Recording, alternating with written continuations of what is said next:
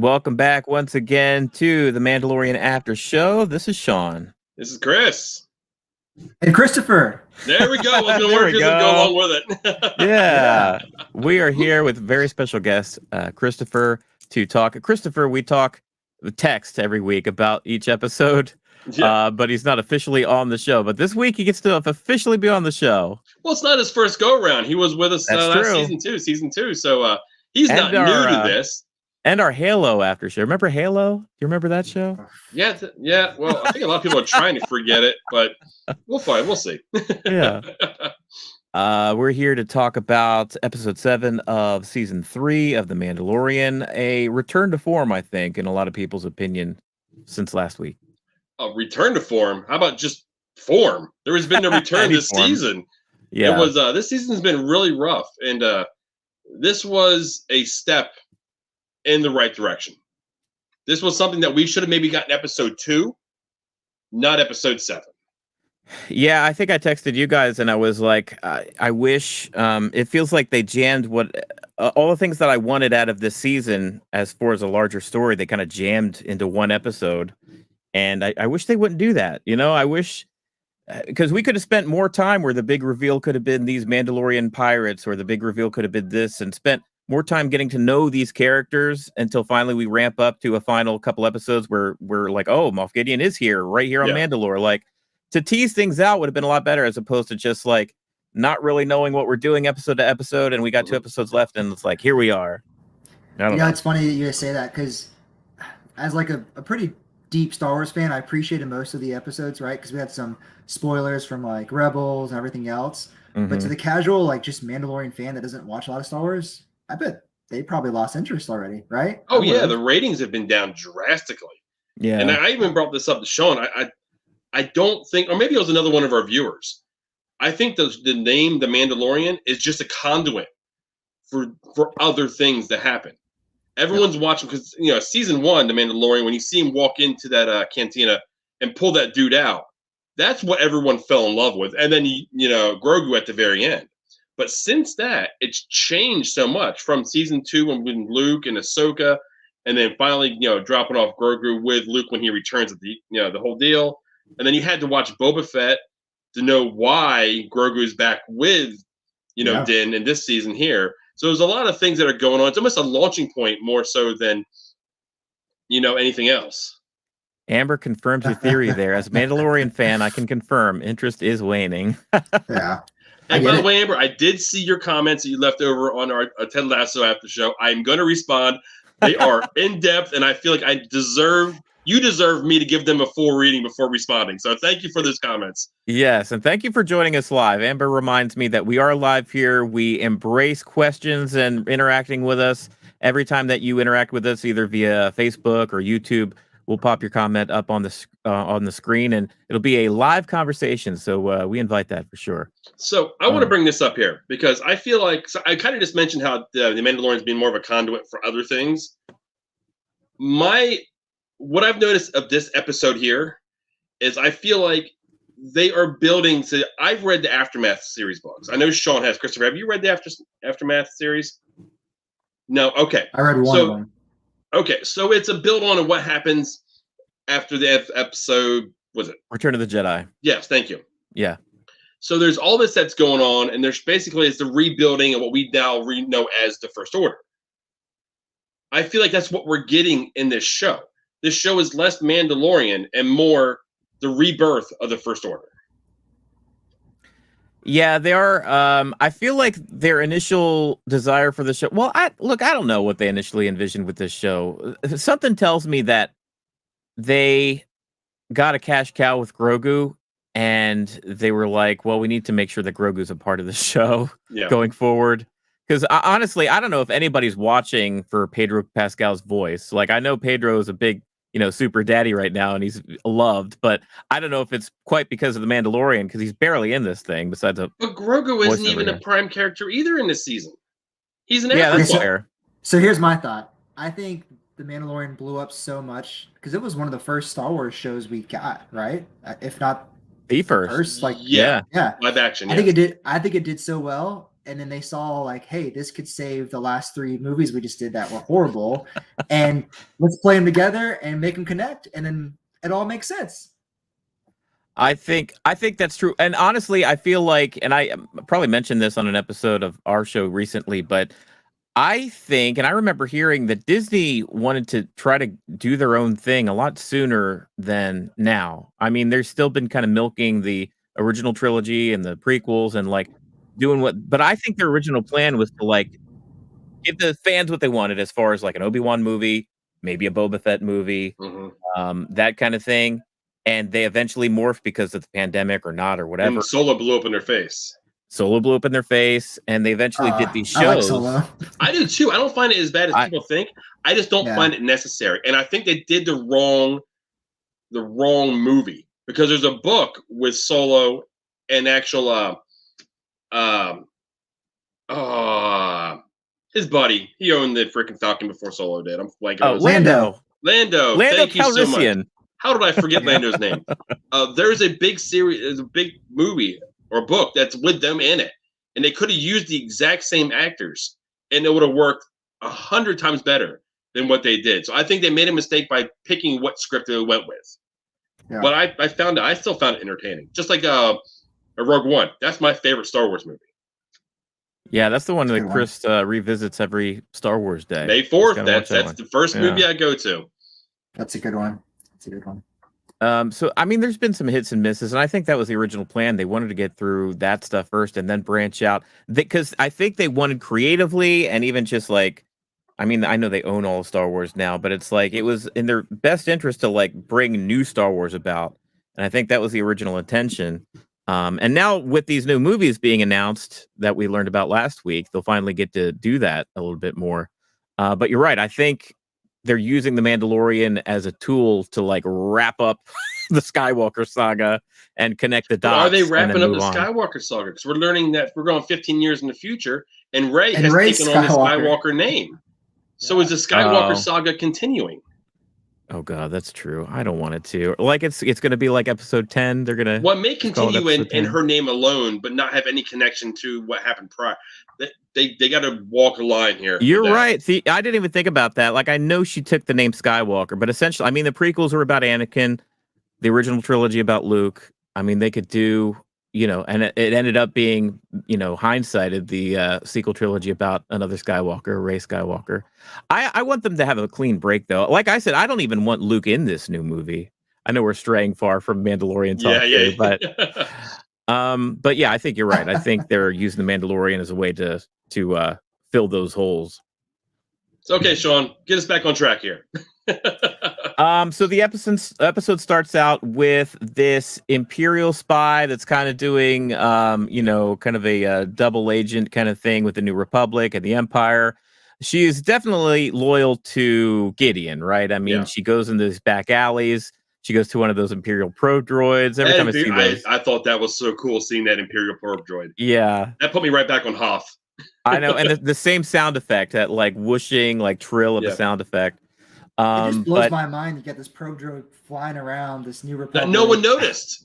Yeah, well, it was in the seedy underbelly of Coruscant, so maybe it's just so crime ridden they don't even look. Yeah. But she calls out to Gideon, and she lets him know that there was some back and forth that cleared some stuff up. I guess it was Gideon that took care of Pershing, and he wanted Pershing out of the way because he's trying to do his own clone thing, or he's trying to delay the clone work that's being done by Hux. I don't know. Did you guys? That was all foggy for me. I couldn't figure out exactly, because even when he goes further down the line in the episode, they mentioned the whole cloning and Pershing being gone. Yeah, and I don't even know if Pershing's technically even gone. Yeah, he had that mind flare, but will that cycle back? I don't know if I want that to cycle back around. But will that? Yeah, you know what I mean? I feel like it has to. They spent that amount of time on it. But you guys did see the tanks. Yeah, that's true. That Gideon walked by in Gideon's little headquarters. Not only did he walk by those Phantom Menace type red barriers, but as he was walking those corridors, he walked by a couple of tanks that looked like they had something. And usually when we see tanks, it has to do with cloning. And they even accused him.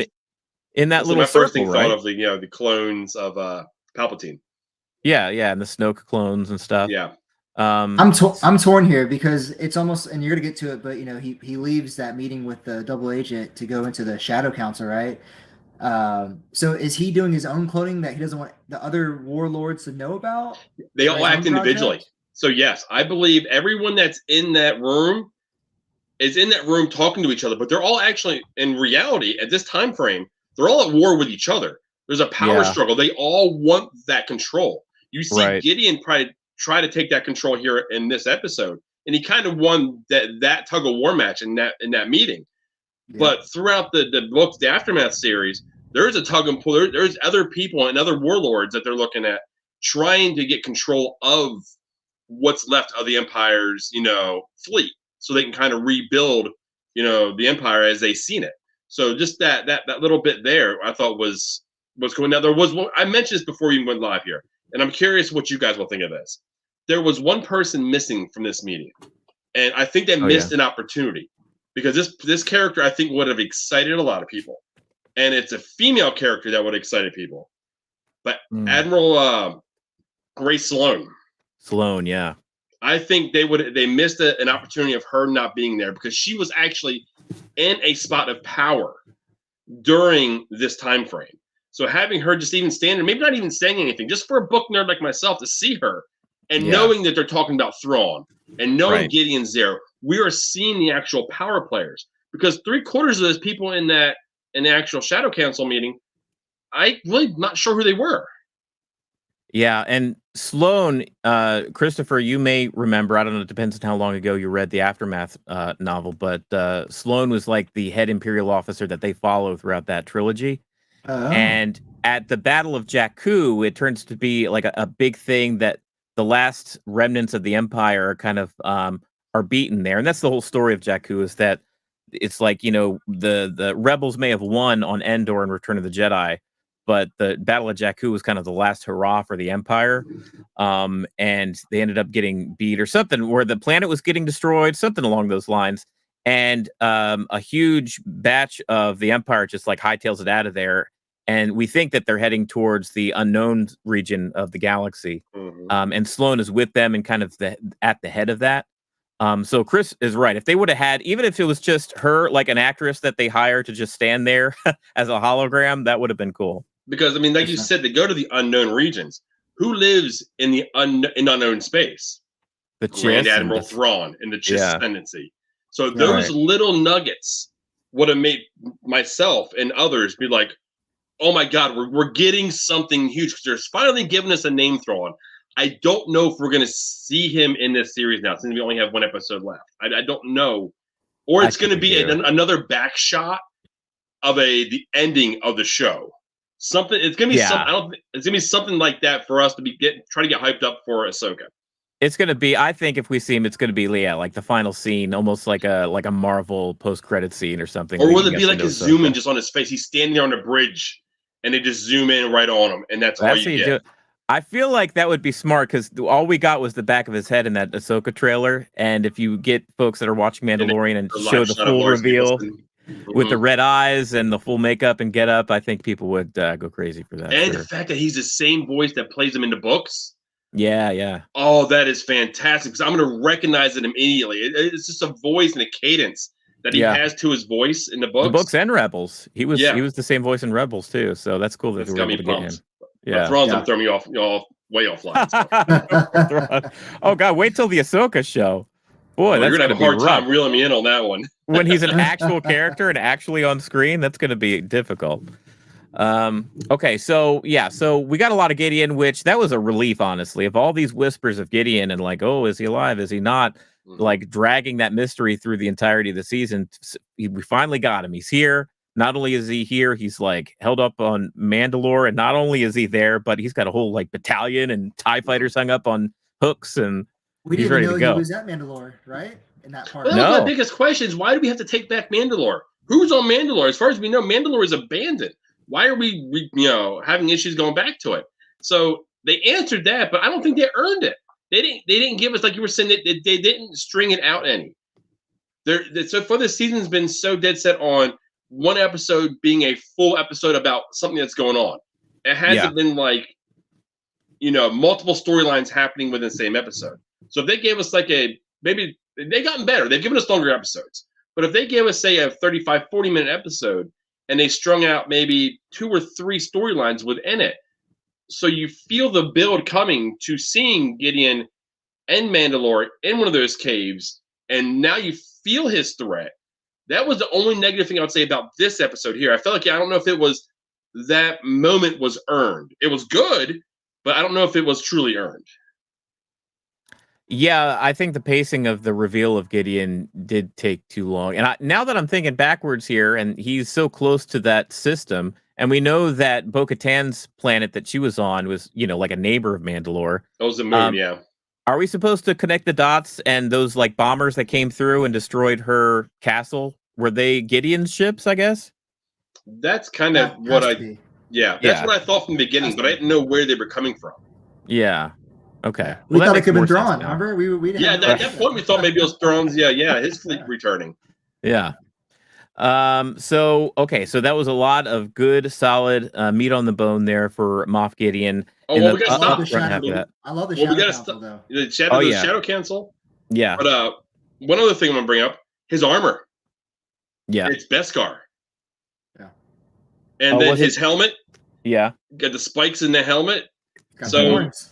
Yeah, the horns in the helmet. So there's a lot going on in that actual that scene. I got a comment for later. I got a comment for towards the end. Yeah. Yeah, that was a reveal towards the end. Forward, my fault. Yeah. That was the end Gideon stuff. But you're right. Yeah, there's big stuff around that. The only other thing around the Shadow Council that I wanted to bring up is that apparently one of those guys, well, 2 of those guys, one of them was Hux's father. So the redheaded guy from the First Order, from the sequel trilogy. I know a lot of us try to phase the sequel trilogy out of our heads. But Donald Gleason, or is it no, it's Donald Gleason. He was the actor. They're brothers. That's all I know is they're brothers. Yeah. His brother actually portrayed his father here on The Mandalorian. So that was cool to have that little connection. Because I think Hux's dad was maybe even a part of in the Aftermath series, just like a scene or 2. And then of course there was another. I don't know if he's considered an admiral or what, but it's Pelion. Do you know his rank? I don't know offhand. Captain Pelion, but he's the older guy with the mustache who was he's the right-hand man of Thrawn. Apparently, yeah, that's what I learned later. And if I was a real book nerd from way back when, I would have realized that he was in the Thrawn books, even in comics back in the Legends days, back in the 90s, during the dark times. He was a character way back when. So he was brought to the screen for the first time, which is that's a deep cut. Yeah, and they're bringing them forward into canon, which is always cool, seeing them bring things from the past forward. Yeah. So they're kind of marrying the two, and I like the fact that everything is interconnected. Like people complain, and people still out there say books aren't canon, which whatever.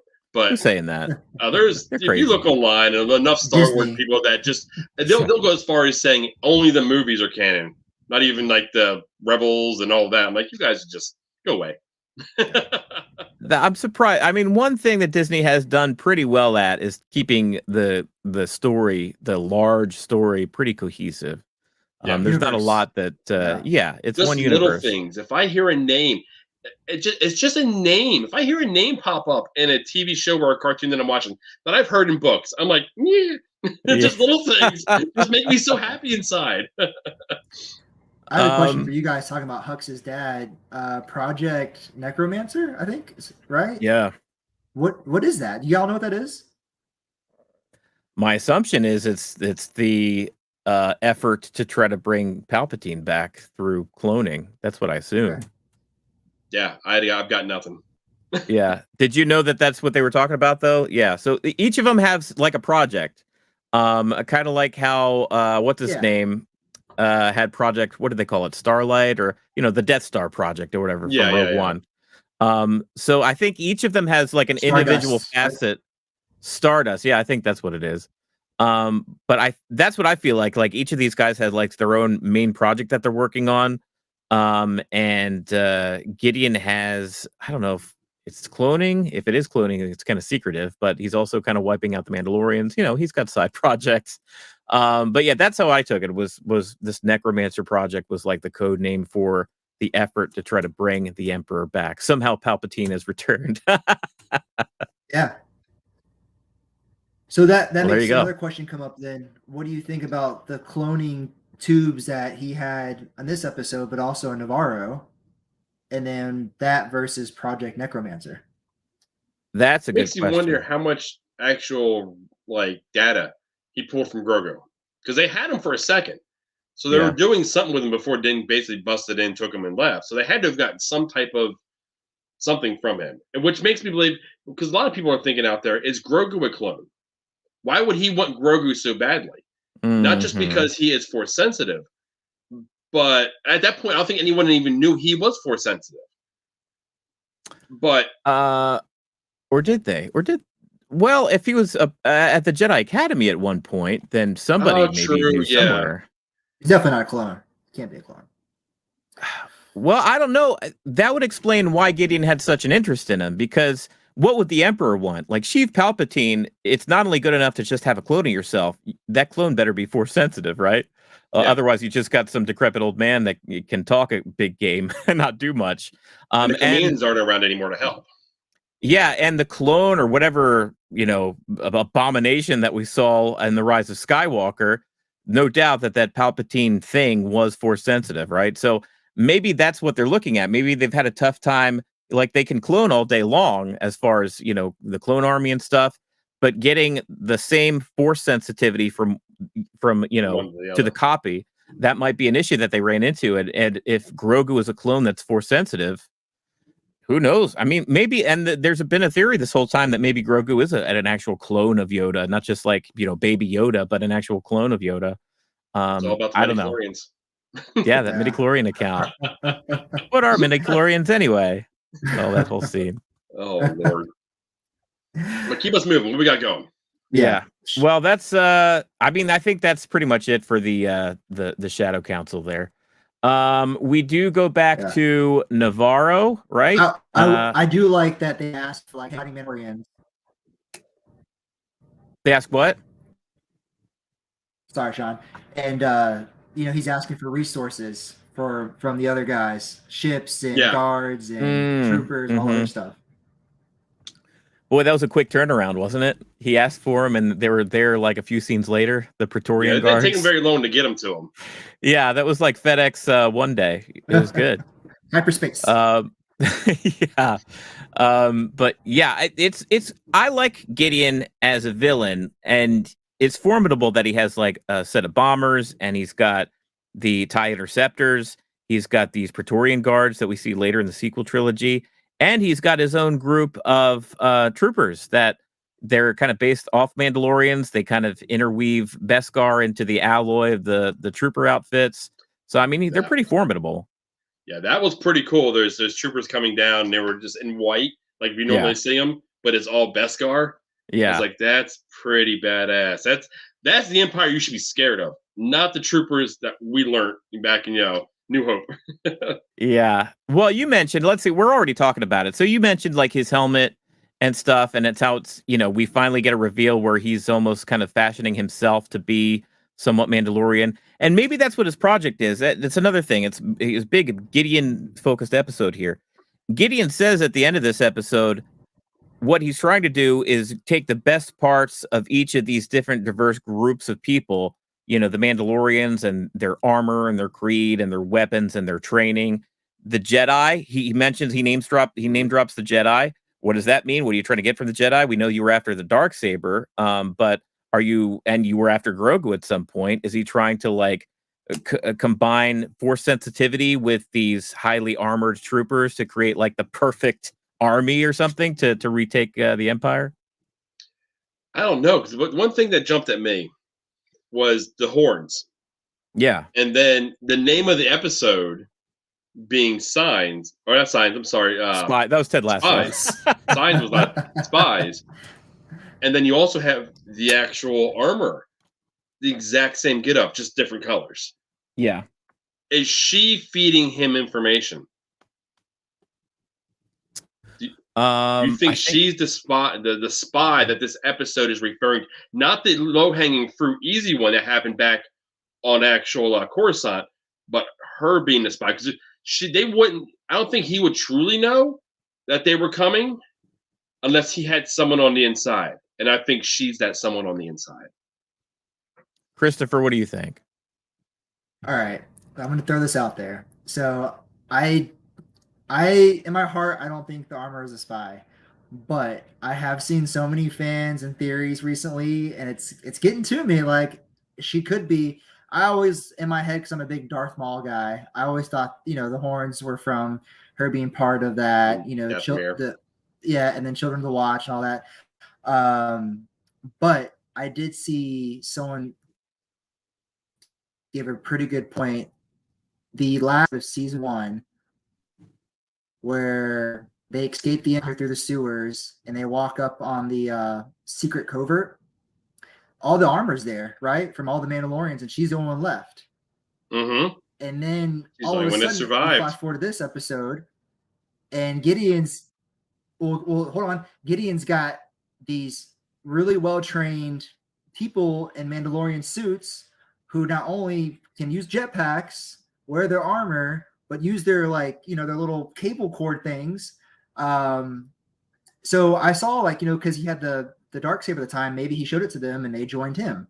I think that's really deep theory, but I don't know. I'm excited to see what happens.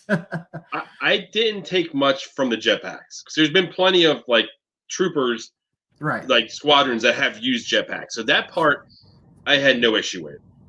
I think they're onto something when they actually come to forging the armor that they're wearing, because you actually have to use specific forges to be able to shape Beskar.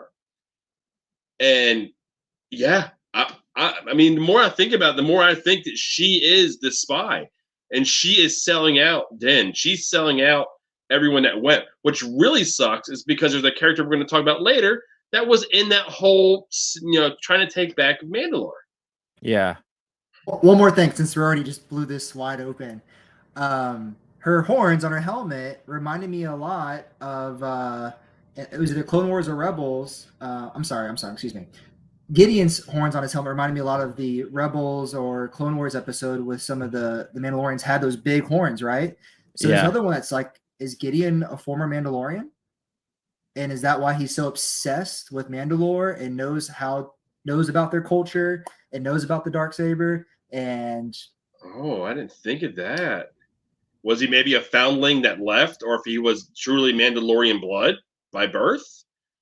Oh wow, he's got some kind of connection. There were Mandalorians that were loyal to the Empire. Remember, I mean, from the animated series, and that was one of my favorite part of the animated series. Is that whole piece, that chapter. But yeah, I mean, there's a bunch of different ways this could go. I would like that, because really, when it comes to Gideon, I don't want to say I'm over him because I like him as a bad guy. Yeah. But I truly don't feel the threat. I know he's a threat, but I don't feel like he's something that they can't overcome. If Thrawn walks into that, onto one of the cruisers, he's looking down. That's a threat. They just have to survive and get out of there. Yeah. They've already shown me that they can defeat Gideon, and they've done it again this episode. In essence, well, like I said, not yet. I have a way of talking ahead, but yeah. But I mean, it's going back to Chris's point too. We know Gideon isn't going to be around for long, like Thrawn is, right? Because he's not part of the future series we've seen. So I am very curious how it all pans out. But I buy more into Gideon being former Mandalorian than the armor possibly being a spy. Now, see, I would have had no issue if Gideon survived this, because the way that they can go ahead and frame it is they still have that magnetic storm that is happening on Mandalore. Mm-hmm. Anything can happen on Mandalore, and no one's going to know it's taking place unless you're on Mandalore. Nothing can get in or out of Mandalore. So the Mandalore being rebuilt by Gideon or whoever, I would buy that wholeheartedly, even with the whole series of movies that we've had, and that taking place no one knowing. It's very easy to write that into a story. Yeah, I think that would go a long way if Gideon was an actual Mandalorian, because so far from what we've seen from him and how he was introduced, he just seemed to be an Imperial that was kind of obsessed with the Mandalorian culture, and he was part of the Night of the Thousand Tears or whatever, and he just had that history with them, so he's kind of like the Imperial that's the bad guy for the Mandalorians. But That's that his would go, project. yeah, that's his project, right? But it would go a long way since he held the Darksaber. If he was an actual of Mandalore or at one point a former Mandalorian, I think he would generate a lot of followers, as opposed to just like, well, here's this outsider Imperial that just happens to have our Darksaber. Well, let's follow him. I think it would be an easier yes for a lot of Mandos to follow him if he actually, showed his chain code. It was like, no, look, I'm legit. Yeah, And because I mean that conversation took place when they went and got the fleet. When they were saying Din isn't a Mandalorian, he's not of Mandalorian blood. Yeah. If Moff Gideon is of blood and he held the actual Darksaber, I can see them following him on a drop of a dime, just like they fell in line behind Bo. Soon as she had it again, they all snapped to attention. They were right with her. So I can see that happening with Gideon as well. Real quick though, what's up, Brody? We're both clicking it. We're both clicking it. Boondy's There we here. go. We finally got you on. Welcome back to you. You missed our Ted Lasso, or just by like a minute. Yeah, just the very end of it. Yeah, I think he joined right as we were leaving. But yeah, thank you. Good morning, Boondy. Greetings from the other side of the world. I hope you have a great day over there. Christopher Boondy is in Australia, by the way. Oh. International listeners here. And why didn't Gideon kill Din? I don't know. Do you think he's more valuable to him alive than he is dead?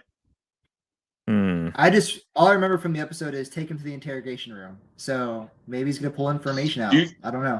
Or does it have more to do with the control of Grogu? Like he still wants Grogu, but he knows Grogu is loyal to Din. He's not going to get him without some type of trickery taking place. Yeah, is he just using Din as bait so Grogu will come back to him because he couldn't quite grab Grogu? I almost wanted to see a video game force push knocking all those those troopers off the edge, just whoosh. That is one thing that people are kind of questioning. Like Grogu was able to like stop that huge horned monster, the Mudhorn, the Mudhorn and stuff. And if he wanted to, he can exert himself with the Force. And that was a pretty desperate moment that he was in. We also see the toll it takes on him. Yeah. So, although he is in his new mech suit, his new IG-12 suit. We haven't got there yet. Yeah. What did you guys think about that? Grim. The suit. I thought the suit was fun. I thought the suit was unnecessary. It also goes back to that whole episode where Din goes back there to go ahead and get IG-11. And it's like, it was completely useless. So, I mean, it's cool having him in there. It's funny. It's, slapstick, the whole no. And he's walking gas and he grabs, the Malayan fruit, the fruit from Rebels, and he squeezes it. Melu Run, right? Yeah. And he starts eating things and he's not paying for it. And Din's like, it just isn't working out for me. So the comic relief was there. But as a large storytelling purpose, I don't think it was worth the time. Both your kids are older, right? Both Shaun and Chris, and Leo's favorite word now is no. So as soon as he started jamming that button, I lost it. I thought it was hilarious. And then when he wanted the suit, yes. I mean, it was so funny to me. I was laughing too. Yeah, when they did that smash cut and they were walking outside and he's still doing it, that was funny too. I was like laughing and then laughing extra. Amber agrees with us. I agree with Amber here. She loves Grogu's suit. Gave him some autonomy. He could communicate and better participate with those around him. I like it too, and let me tell you why. Because thematically, IG-11 was acting like Grogu's nanny, Grogu's protector, and that's eventually how IG-11 goes out, with that thermal detonator to like protect Grogu ultimately. And instead of just like reactivating IG-11 and having Taika Waititi back and doing that whole thing, they found a different way for IG-12 to kind of live on and still be that protective layer for Grogu, in a like very unique kind of way. It is kind of gruesome to think that Grogu's like walking around in the bones of his old nanny or whatever. I don't, that's kind of gross, but he's a robot, it works. I like it. Yeah. Okay. All right. Yeah. It just didn't work for me. I don't know. It was funny at times. Yes, I'll give you guys that. But as a whole, I would rather him in his little, I don't know, his little shell that he hovers with behind. His little egg. Hovercraft. Yeah. Right. What else was there was when they landed on Mandalore, the first thing that they run into are these, I guess, surviving Mandalorians that have been there since the decimation of Mandalore and been just trying to survive. Which happens when? Did that take place around the Battle of Jakku? So has it only been like 4 or 5 years? Yeah, that's about the time frame. You're about right. It's in that when basically Operation Cinder was taking place and all that. Right. That was kind of when all that was going down. Okay, so that's fairly believable.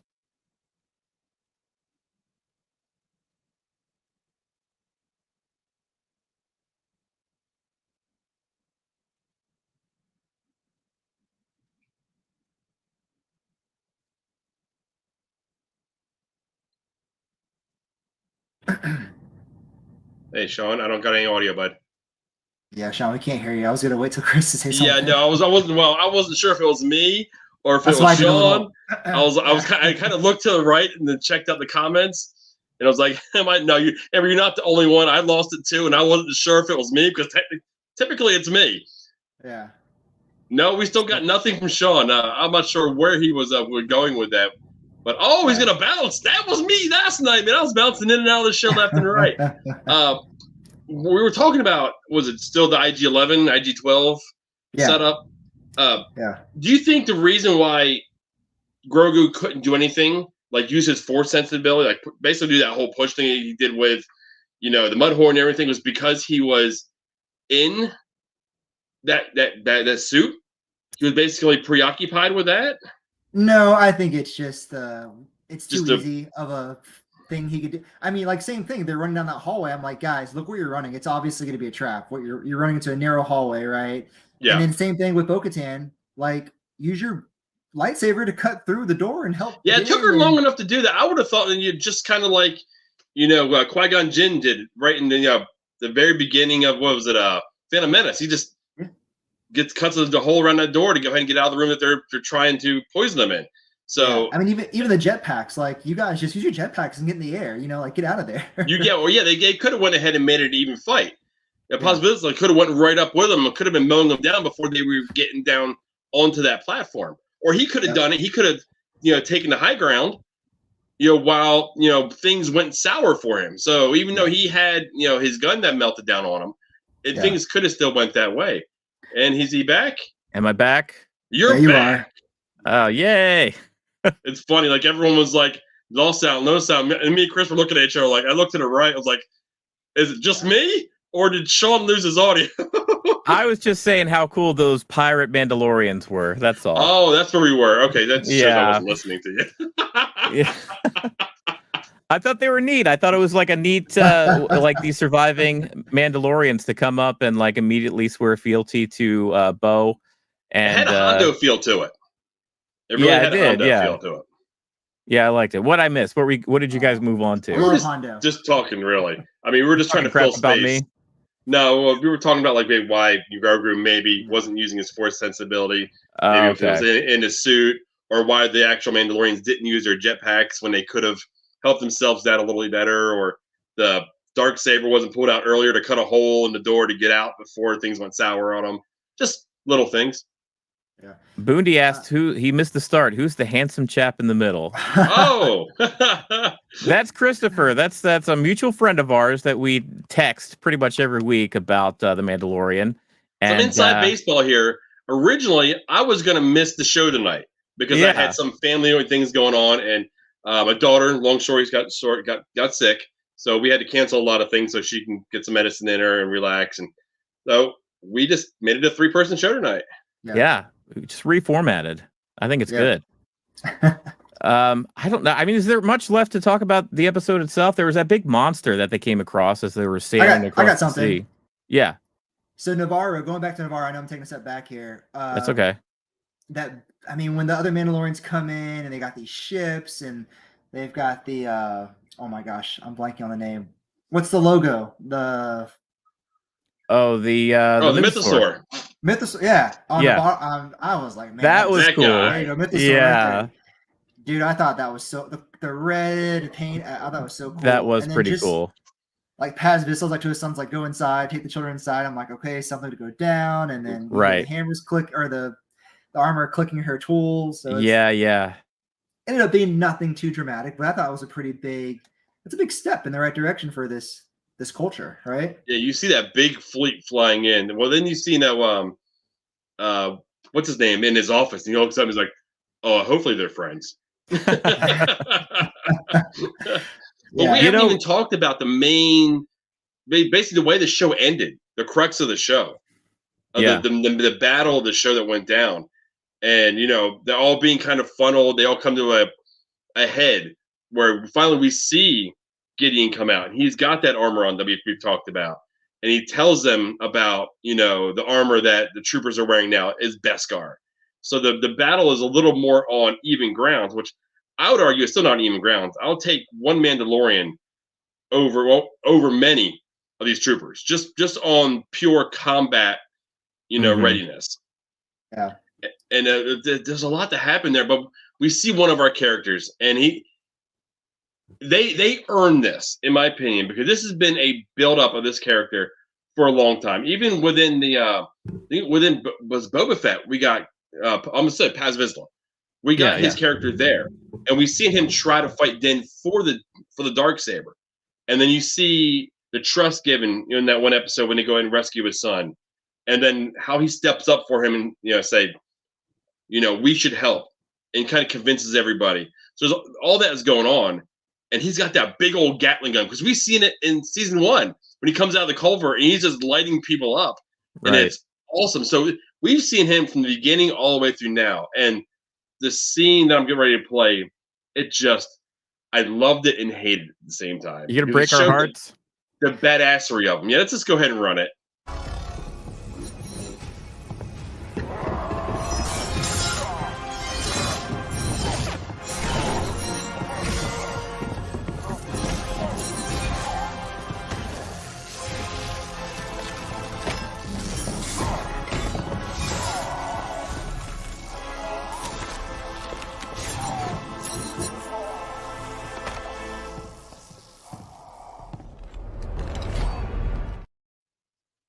Dang. That is one thing that they truly earned in this season. That death, I think, hit everybody. It was like, it sucked, but like you were saying, dude, use your jetpack. They're on the ground.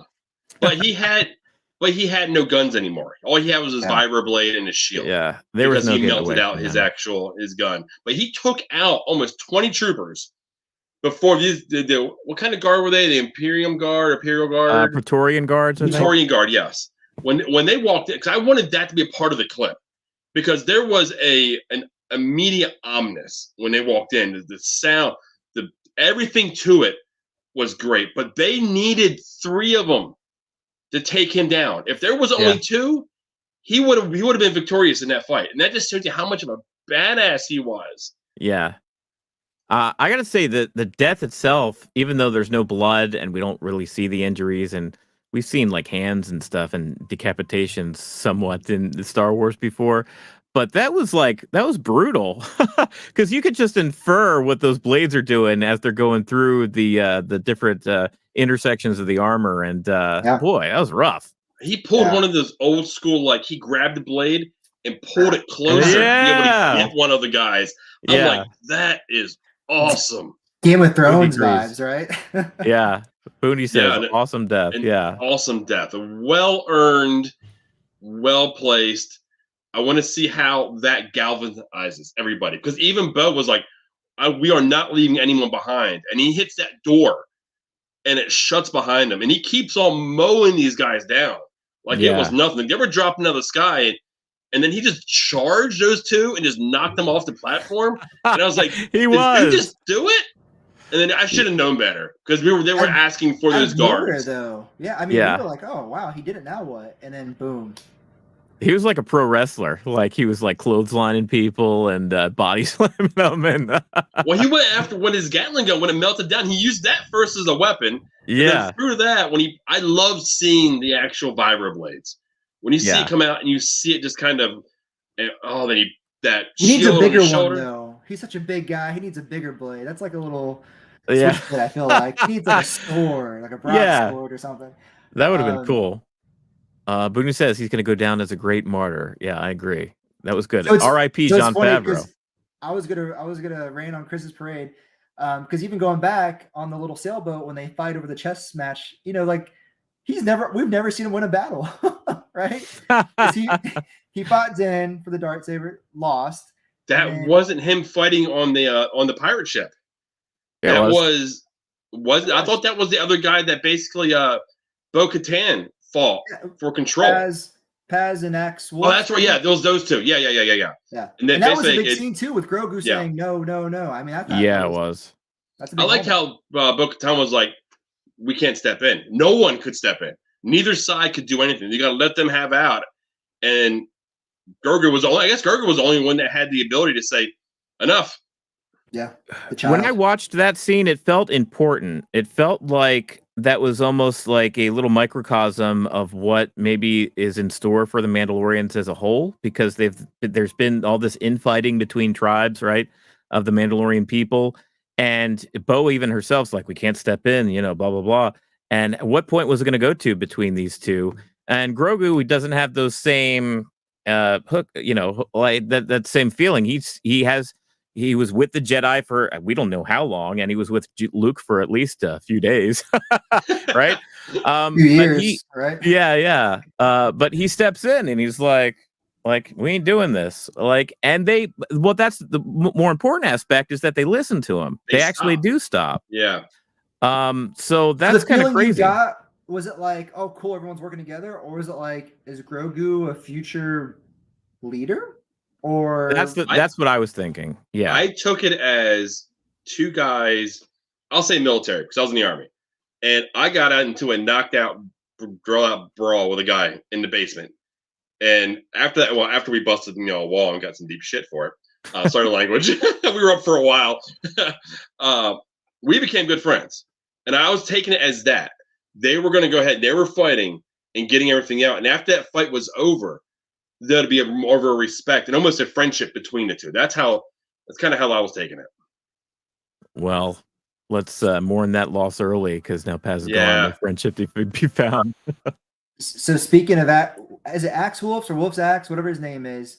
My one complaint, and I the first time I watched, I was like, "What?"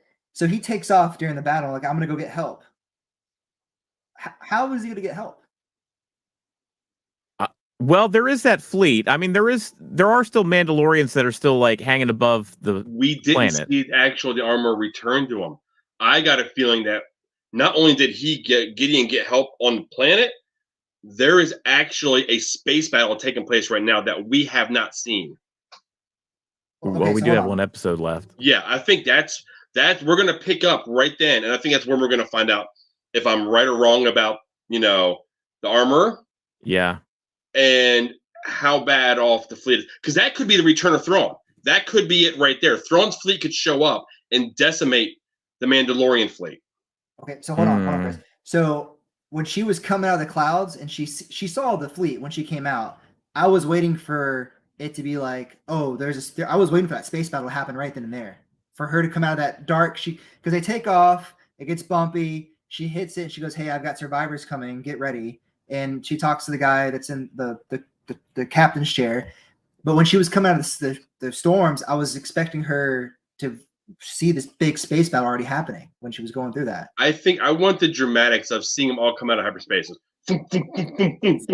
And all of a sudden it's full blown, Thrawn's throwing the ship sideways, so all the guns are ready for everything that's there. I want full blown military genius out of Thrawn and wipe them out. The remnants are going to be what's on planet if they weren't able to actually escape. A couple of comments here. Boondy, he loved it. He also jokes about the Luke Grogu timeline, and then Amber, she wishes that they would announce a new show that goes in depth about that apparent 6 months that they spent together. Yeah. I want to mention, so if you're leaning into this armor is a spy narrative, it is awfully convenient that, Bo didn't ask her to leave with the sick and injured to go back up to the fleet. She volunteered that. She was like, to go. I'm going to take these guys and I'm going to split. So see you guys I know later. what's here. I'm getting out. Yeah, so that is fairly convenient, and that would match up with intentions like she's going to do something else. Like maybe they bring her on board, and maybe we don't get necessarily Thrawn, zapping in from hyperspace, but she goes up there and maybe she starts single-handedly. We see how fierce she is as a warrior. Oh yeah. Maybe she starts up and single-handedly taking out Mandalorians up there as a coup or something. Turns on her own people. I don't know, guys. I would have a hard time with that. I think you may be on it. We saw Gideon say, like, hey, now we're going to take the fleet out. And the ships started dropping. They started getting the ships. They started taking off, right? Mm-hmm. So you go to the fleet. I don't know. Is she a spy? I don't know. Well, I guess if she is, we're going to find out next episode. Yeah. They're not going to hold on. Yeah, no, they're not going to be able to drag that one on. It's going to be very clear because, we're going to get, they said season 4, but they also said that they're making a movie that's going to wrap up this whole timeline in between. So we don't know if the season 4 has been scrapped because we know it's written. They've already said it's written. So we'll kind of see where they go. Well, the title of this episode was Spies, plural. So it's like, who are these spies? Like, we know that there was the one lady in the beginning, and we knew she was a spy already. That's the clear one. Yeah, but spies, plural, like, who else do we got here? It's not Gideon. It's not... I don't know. Everything, I feel like maybe she is. But, that you would have to fill some holes of logic. But you guys even brought up some of that backstory where the first time we see her and she's just standing in a whole, in a room by herself, and we're not quite sure what happened. Yeah. That's pretty scary. I think with the more of us we were talking here, the armor, the forged armor for the troopers, is what leads me to believe, because someone had to forge his armor as well, and it can only be done in certain locations. Certain people can do it. What if Gideon's an armorer from back in the day? Oh, that'd be crazy too. Yeah. Yeah. That would be interesting. He has a very interesting history that I definitely want to learn more about. Maybe we get some backstory on him. Him and the armor, right? We don't know much. Yeah, or the armor too. Yeah. Birdie has a question here. He said, does the show become the Bo-Katan story? And then they write off Din. I've been saying, I think Din's going to die. I think we're going to lose Din in some manner at some point. And because really, I don't think the Mandalorian, they led us to believe that Din Djarin was the Mandalorian because we called him the Mandalorian before we actually had a name for him. But in hindsight, I don't think the show is really about him. I think the show is more about the Mandalorians rather than the Mandalorian. Yeah. Which you can interweave anybody. Grogu is now a foundling. He's a Mandalorian. Bo-Katan is a blood, royalty of Mandalore. So there's so many, and now we're throwing this thread out there that I like. That is Gideon, blood Mandalorian. You know what I mean? So there's so many things out there, so many ways to interpret it. What the title of the show is. So I would not be shocked if Din Djarin, because there's actually, I think the guy that actually physically plays Din Djarin said, then you guys wanted more. The next episode's going to hurt you. Yeah, I read that too. I was going to bring that up. So it's like, what does he mean by hurt you? Because now we know Din Djarin has been captured. Are we seeing the end of this character that everyone has loved at the end of this season? And then they carry on, and that kind of galvanizes the rest of them. Well, do we overestimate how much Din Djarin is loved? Like, I was interested in the guy in that first season. I thought he was very mysterious, right?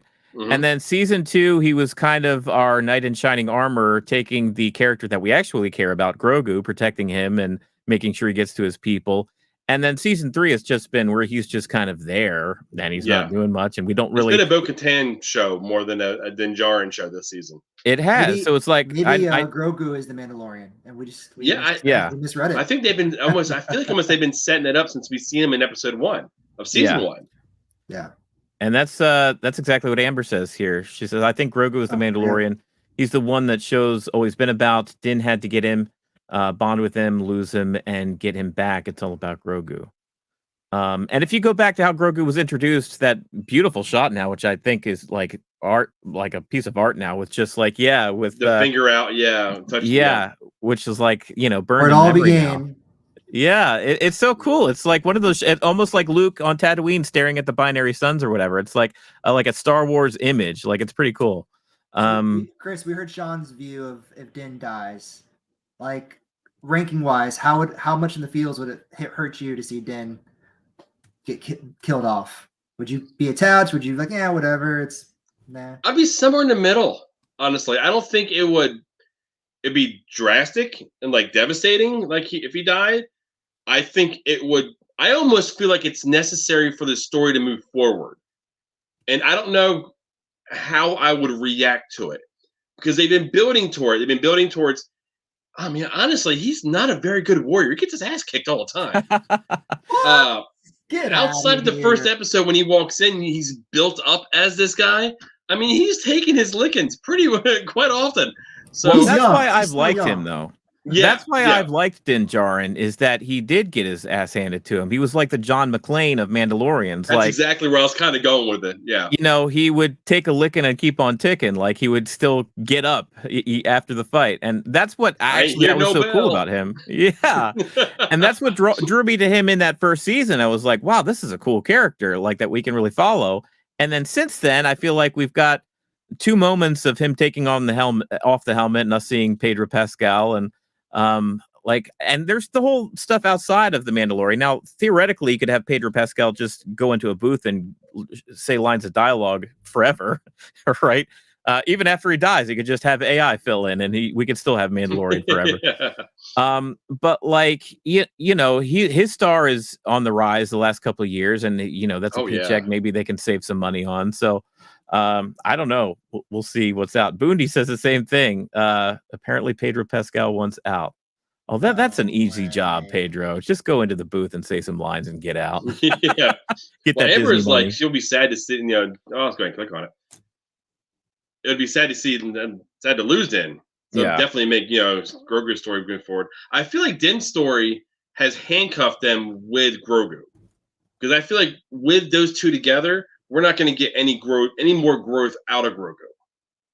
I disagree, because we've already seen growth with Grogu. I mean, look at him taking out Paz Vizsla's kid, Ragnar, on the dark thing, I mean, which one? Does one example show a pattern now? That's true. He's still young. I don't mean to be a dick about that. I mean, I'm sorry. No. You're right. Okay. Hey, you're wrong. This is my show. But I mean, we've seen a few things when he's learned how to use the Force with the mud horn. Yeah. We've seen when he did the flip, 3 shots, like the example you brought up here in this episode here. But I mean, I feel like we haven't seen much forward. You're kind of right, though, because I thought it was really cute, but now that we're talking about this possibility of Din being killed off, there was a really good scene of Bo-Katan flying her ship, and Grogu was in her lap. Yeah. Mm-hmm. You guys remember that? I mean, I did notice that, yeah. Well, there's also the scene on the ship that we didn't talk about when Din went up to Bo-Katan and basically said, you know what? I'm following you. Basically to death. I'm with you. And are we seeing that I'm following you basically to war and not coming home, coming to fruition within these last 2 episodes? I'm going to go the opposite path. Let's just say, for devil's advocate, I think Din, not only does Din not die, but he finds out that the armor that he's looked up this whole time with the creed and keeping your helmet on, that she's a spy. So he's gonna reject the whole creed. He's gonna take his helmet off, and we're gonna see Pedro Pascal in every episode going forward. And he's going to take the Darksaber and ride the Mythosaur, and he's going to be the top dog, the Mandalorian, starring Pedro Pascal. And we'll get 7 more seasons out of it. Boom, new contract.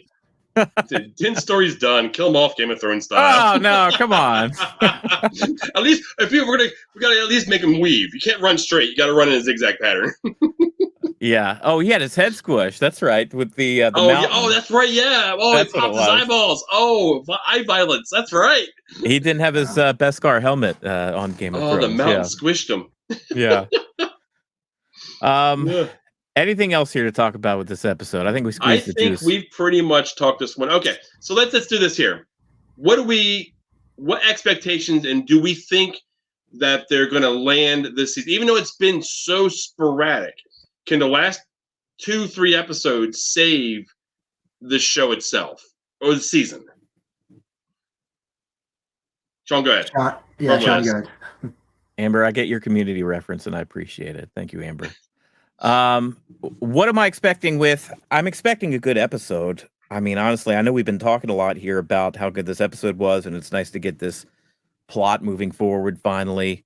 But so far this season, it's been tough on me and us covering each episode because we love this show. We love Star Wars, and it feels like we've been dragging our feet here a lot and kind of, twisting in circles and not knowing really where we're at. I would be satisfied with a season finale where we get some sort of major plot going forward. I don't necessarily I want touches of the upcoming Ahsoka show, but I don't want it to be just setting the stage for that, where that's all they do. The whole episode is just like, well, here comes Ahsoka. I want there to be a big plot line that involves this show and the Mandalorian, whether it has to do with Bo, the Mandalorians as a whole, with Din himself, with Grogu. I want to see some major change happen there. And it doesn't necessarily have to be the death of Din Djarin, but let's see some consequences here for the Mandalorians and see how they get out of it, and not just be a ramp up to Ahsoka. What do you think, Christopher? So I love it. I mean, I love the Mandalorian. I love the Mandalorian story. I think besides like the SNL episode we got with Jack Black and Lizzo, it wasn't the best, right? Star Wars, especially with season. Dude, that one made me question if I even wanted to continue doing this show the rest of the season. Chris did not like that episode at all. Listen, season 2 of Mandalorian was amazing. I mean, we had so many big characters come into it. We had so many big, Easter eggs and just setup. I think this last episode, I mean, if you think about all the scenarios we played out, we've got what's going to happen to Din. Who's does not say like maybe Bo-Katan dies and Din takes over, right? We've got this mythosaur. Is that thing going to pop out of the ground and save them? Is the armorer a spy? Is Admiral Thrawn going to show up towards the end? We have so many big things that could happen this last episode. Was it my favorite season? Right now, no, it's not my favorite season. Did I hate it? No, I didn't hate it. I enjoyed this season. It was a little hard, but I'm a big Star Wars fan. You guys know that. So yeah, but I'm really excited about this last episode. And yeah, I think it's gonna make up for the last 7 episodes we've had, or 6 bad episodes we've had, maybe. So, yeah. What do you think, Chris? I'm seeing Brody and Amber both saying I hope there'll be a 90-minute episode, and I'm not going to hold my breath. I'm happy that they're giving us 45-minute episodes. They're giving us more than what they were giving us, like 24-minute episodes, with actual runtime than 5 minutes of actual credits. My concern is they got people like us 3 building this last episode so high. We're talking about Thrawn coming in. We're talking about the armor being a spy. We're talking about the death of Din Djarin. Will we set the expectations for ourselves for this episode higher than they're achievable? Because there's so many storylines now out there that were like, oh, I hope this happens, or this happens, or that happens. It's going to be cool. I'm worried about them landing the ship for the season just because of how many storylines they set up in this episode. So many fantastic storylines they set up in this episode. If they would have done this and got rid of the droid bar episode with Jack Black and Lizzo and gave us one more episode for this to breathe, I think there would have been a little bit more. But there's a lot of things I'm excited about. I really think we're going to see Thrawn. And I think we're going to see his fleet. I don't think we're going to see him until the end. We're going to hear his name. Oh, he's returned. The prodigal son has returned back to bring us back to the former glory type situation. I no longer want to see Sabine. I no longer want to really? see Ahsoka. Yeah. I don't want to see any more Zeb. I don't want to see no Rebels. I don't want to see, anyone from that show from Ahsoka. I don't want to see any of them minus Thrawn in this. Because I think Thrawn is the only thread that has any connection right now to this show. I don't think you need to force feed any of these other characters. No, with us knowing that we're going to go ahead and get them. Because then again, you're setting up more story that you don't have time to finish this season. So why did they come in? Who contacted them? Did Din reach out and then somehow, send some type of, songbird to, Ahsoka to have her know that they're trying to do this. We may need your assistance because so and so has escaped. They also had the storyline that we haven't talked about when they found the ship that Moff Gideon was escaped from. You had the actual Beskar in. So now the actual New Republic thinks the Mandalorians are the ones that went ahead and freed him. So we have that storyline with the New Republic thinking the Mandalorians are the ones that, that took Moff Gideon. So that's a whole thread that we didn't even touch this episode. So I think they've got way too many things to address. And my concern is that they're going to either rush them, they're not going to address them, period, or it's going to seem like a gobbledygook type of mess. Yeah. There's a lot of ways. Just from you talking, I'm thinking like, are the Rebels going to fly in last minute to check out Mandalore and then see Thrawn's ship or see? I don't want to see the Ghost. I don't want to see the Ghost. I love the Ghost. I don't want to see the Ghost. They can't, right? I mean, they have to save that for the Ahsoka show. Yes, because the first time that's like on in the show, that's going to be awesome. Yeah, kind of like how we've seen it in on the big screen. It was cool seeing the ship in live action. Yeah. I don't want it to be a throwaway. The only reason why I think we might see Thrawn is because Gideon's like, where is he? Where is he? Where is he? And then maybe he's getting his ass kicked, and then boom, Thrawn's like, hey, I'm here to save you. Well, I think we'll see him in the waning shot. I think we're going to get that looking at the camera focus when they basically fades the credits and we hear the theme song play. But okay, his fleet... Hold on, one scenario. The only way I could see us seeing Thrawn is Moff Gideon is defeated, dies, whatever. And then who's Thrawn's right-hand man? Palion. Oh, yeah. Maybe he... Yeah. So episode's over. Blackout screen. He walks into Thrawn's office, said, hey, Gideon's dead. Obviously more Star Wars-y. And then, boom, that's it. Yeah. Oh, yeah. You see what I'm saying? Work. Like, yeah, you're in charge now. Because before... Right. Could we play that bait and switch game again? Well, I mean, because we thought he was captured. We thought we were done with Gideon at the end of season 2 when the New Republic got him. And then he was rescued. Now, if he was dead this time, and then he pops up again, are we playing the same card? I feel like you've gotta. I think you've gotta see him. Let's see the actor in the makeup with the red contacts. Like, I want to see him. If it's just like a cheap thing where it's like it's just Pelion and we only see it from like a shot of Pelion talking to somebody, I would feel gypped. I feel like, oh no, that kind of stings. I want to see Thrawn's fleet come in. I want to see them basically take out the majority of the Mandalorian fleet. I want to see a lot of the fleet get away, but I want to see a lot of like devastation. And then I want it to fade to black with them looking right. He's staring out the bridge, and they come to the bridge, and they see him looking out the bridge window. That's kind of how I want the season end with that aspect. You've got in your head how you want to see Thrawn That's high introduced. Expectations, man. I know, and that's my problem. When I get to like something, I mean, Amber and Boondy and everyone else that's watching know how I am at Lasso. I will write the season of Lasso. So once I get invested in something, and it's taken this long for me to get invested in the show this year, but they got me now. So now I can't wait till Wednesday, because Wednesday was no longer Mandalorian. Wednesday, to me, became Ted Lasso. Even though Ted Lasso releases on Tuesday nights, where I watch it Tuesday nights, I watched Lasso a second time before I watched Mandalorian the first.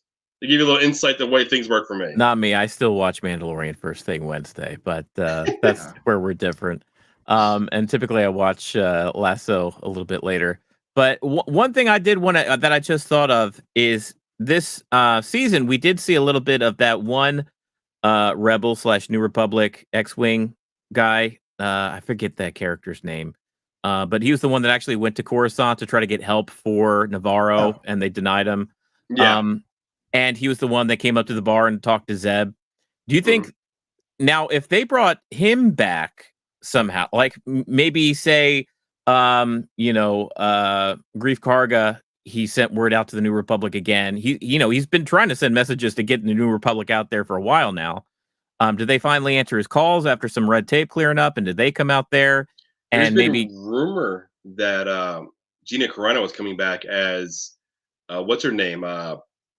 I can't think of her name, the character. I know you're talking about. But if she shows up with him as the Marshal, and she's leading so many X-Wings to Mandalore, and they walk into this mess of Imperial, remnants, Mandalorians fighting, and then they show up. I mean, that would be a mess they're walking into that they wouldn't. If I was them, I would turn around, tuck tail, and leave. Like, I'm not involving myself in this. I'll let them beat up on each other, and then we'll come back with our fleet. That's kind of so earlier when I said Rebels, we assumed like Rebels animated series. I meant like that Rebel, that one Rebel pilot in like I guess the New Republic's what I should have said. But yeah. Okay. Oh yeah, because we've seen him so much this episode. That's what I was thinking. Right. Interrogate like, hey, why was this here? But you wouldn't if you were interrogating a Mandalorian or Mandalorians, you wouldn't just show up by yourself, right? You would bring the Marshal force. Yeah. Yeah. You bring the history with you, right? The history of the season finale for this show is that they do like to take some of the disparate characters that they've had throughout the season, either one episode here and there, and bring them all together for the finale and kind of have a large grand story with all of them. So that's the only reason I think. I thought about making a joke to Chris earlier about horrible endings, about it crumbling, and just Jack Black shows up with his battle droids and they just save Mandalore. You're right. That's what we're going to see. Not only is the episode only going to be like 35 minutes long, but we're going to see the return of Jack Black and Lizzo, and they're just going to come in and save the day. Oh, the Bombardier. Yes. That's Amber here agrees on me now. Ted Lasso was taking over Wednesday for her. Oh, shoot. And Brewer here said they both come out the same day for him, so there's no... You just got to get them when you get them. Get them when you get them. Well, I think we really talked through this episode of The Mandalorian. There's only one episode left here for season 3. And it's questionable whether or not we get a Mandalorian season 4 with all the plans that they have coming up here. Because, we're Dave Filoni is going to be doing a movie that's supposedly some kind of a finale to these Disney Plus shows. So there's a possibility that this might be the last season of The Mandalorian. Especially with the ratings tanking as hard as they did this year. I don't know. I think it's more of just a finale of this time frame because we have what is it? Acolyte. There we go. My brain kicked in. Oh, that's Acolyte, coming. But it happens way, in the past compared to what we're talking about now. So there's no way they're going to cut off all their Star Wars Disney Plus content. It's just I think they're wrapping up this timeline so they can then move to others. Yeah. But that's going to be it for us this week. We're going to be back next week, of course, Friday at 8:30 p.m. to talk about the season finale of The Mandalorian Season 3. I definitely want to join or thank Christopher for joining us this week. Appreciate you hopping on with us. And I want to thank Boondy, Amber, and I'm scrolling through here the messages. It looks like that's who our crew was today. Our ghost crew was Amber and Boondy. So I appreciate you guys for joining us today, too. We'll be back next week. But I guess until then, what do we say? This is the way? This is the way. This is the way.